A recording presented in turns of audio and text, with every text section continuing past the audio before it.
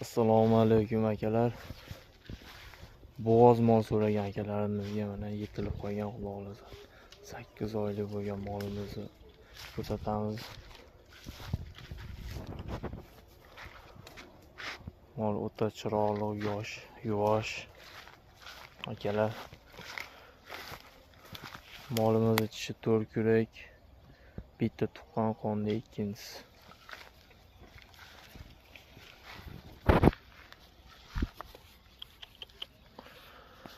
Yoshlarda